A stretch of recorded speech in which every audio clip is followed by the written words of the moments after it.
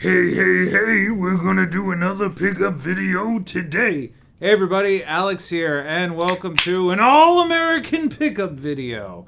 So, truthfully, I didn't expect to have another stack of stuff good to go this quick. But as of this recording, there's just a lot of stuff going on in gaming with typical summertime game stuff. For me to be able just to put like a timestamp on it. But I'm not wasting any time here. I'm actually in between a few different things. I'm pretty sure this camera's a little bit crooked, but hey, we rock with it here on the All-American Pickup Video. And for once, we have mostly domestic stuff. So kicking it right off the bat, we have Sunsoft Collection 2 on the Evercade. This one includes Blaster Master Enemy Below. I believe that's the one that was on the Genesis, which a lot of people didn't like. Euphoria, the Saga, which is that Hebereke, I think is how you say it. It's getting a release on the Switch as well. Days Before Christmas, Arrow the Acrobat 2, Zero the Kamikaze Squirrel, Primitive Princess, and Galaxy Fight Universal Soldiers. Now, Galaxy Fight was actually on the Sega Saturn too. I had that originally, and I'm still really hyped when it comes to these Evercade releases because I like how, yes, you could argue it's emulated stuff on a cart, but it's curated. You know, it's like if you're like, ooh, I'm in a beat 'em up mood, you know, you have like a Capcom beat 'em up collection or something like that. You know, it's thematic as opposed to like an SD card. Now, mind you, I have these unscrupulous means as well. An SD card with like 1,000 different names in it, and you're like, I have nothing to play. Because that is a problem. It's a very, very first world problem. But I really enjoy these. I think it's kind of stupid of me though, because I ordered this for $20, but I also ordered the retro re-releases from Limited Run for those, but they just haven't come in yet, and who knows when they will.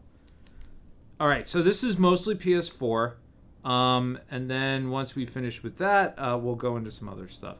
Some of these are rebuys, like Hades. This I found on a website, and it was like, I think $9.99 brand new.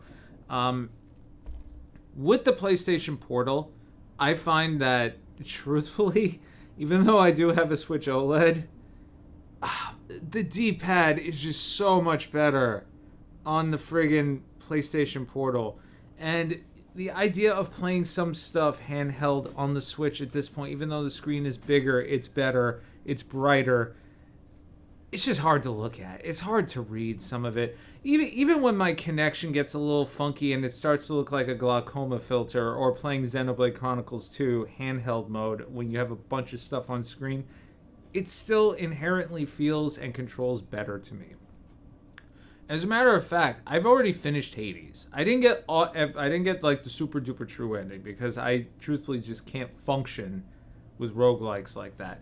But I've wanted to replay it, and as of right now, Hades 2 is in early access, and I will be honest with you, I don't think the Switch is going to be able to do it. So I figure if I'm going to play it anywhere that is not on Steam, it's going to be on the PS5, maybe on the PlayStation Portal. So that's that. Also picked up or re-picked up a copy of Data Live Rio Reincarnation. I watched this anime. I think I watched the first 2 seasons. It's basically like a slice of life, like romance harem thing. It's ridiculous. It's very freaking silly. But this is a visual novel that I purchased a long time ago.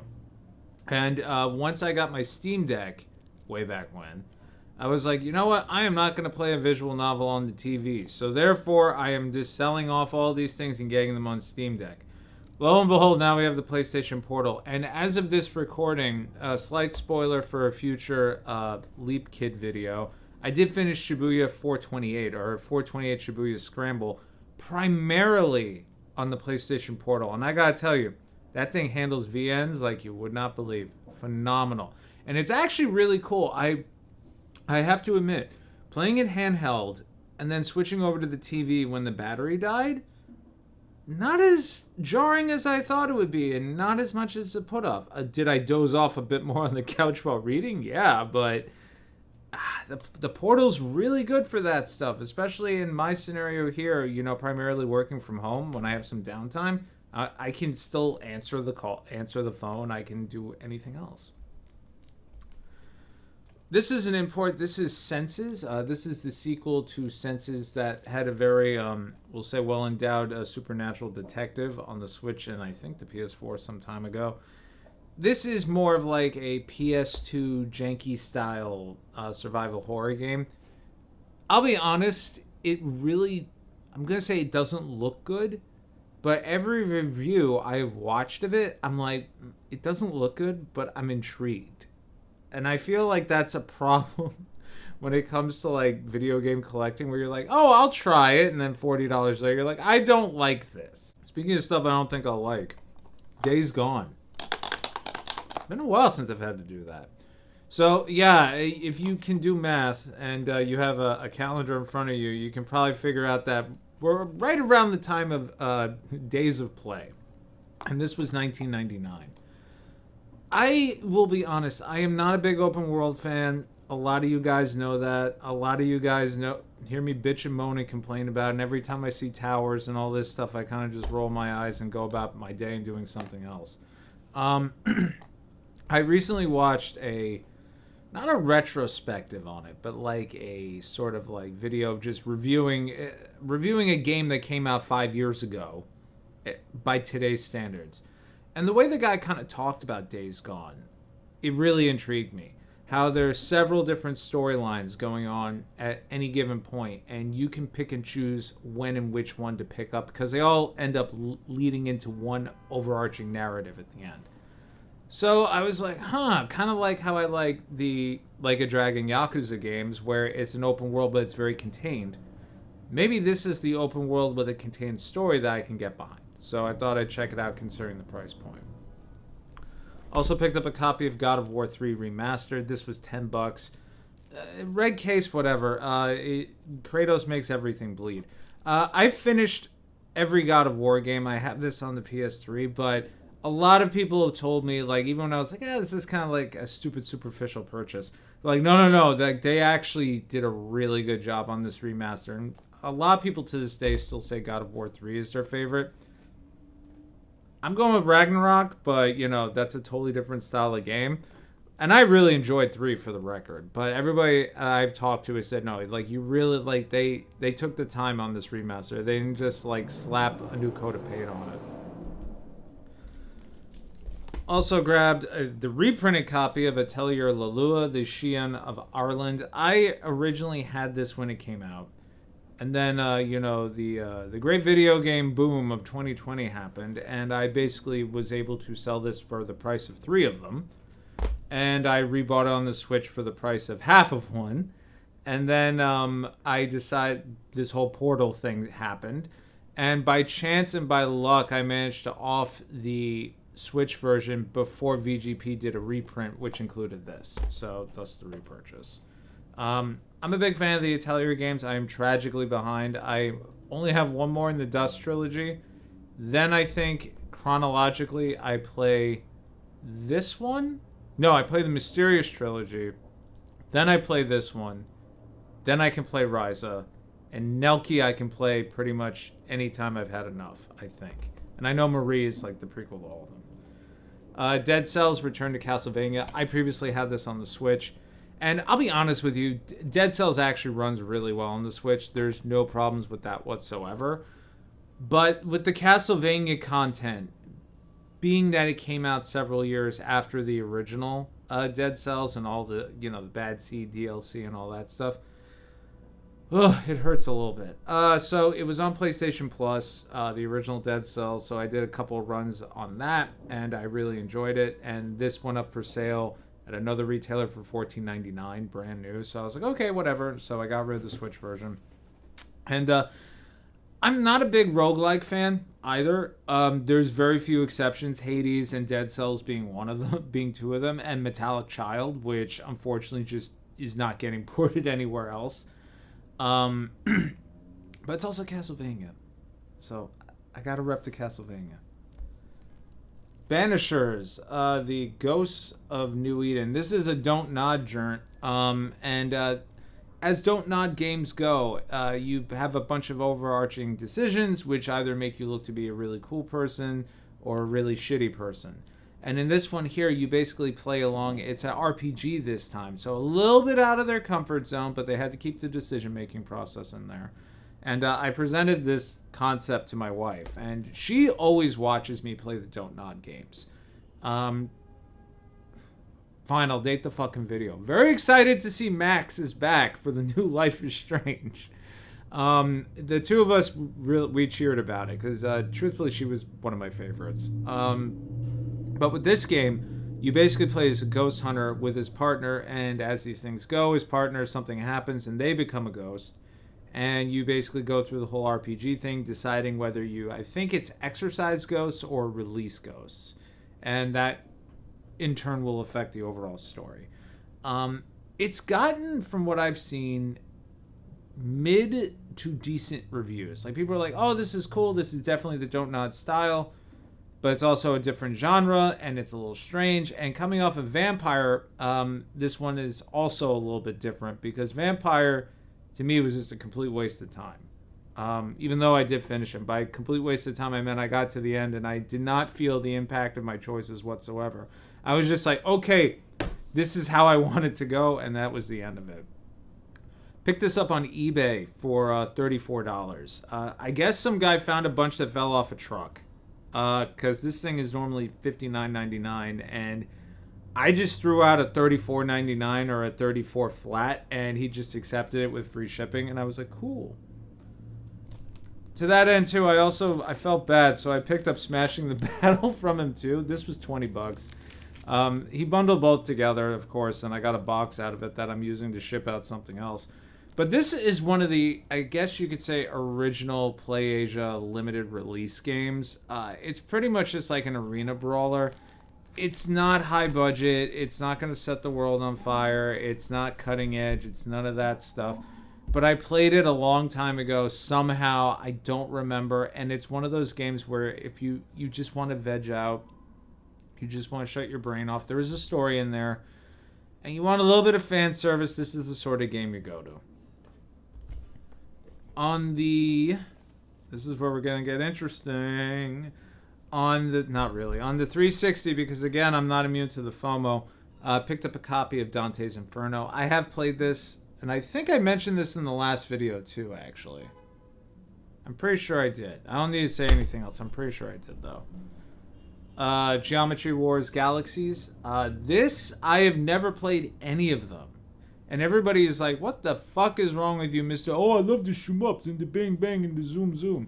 How have you never played this? So this is actually a Wii exclusive version. Not Wii exclusive, I'm sorry. A Nintendo exclusive version because it was also on the DS.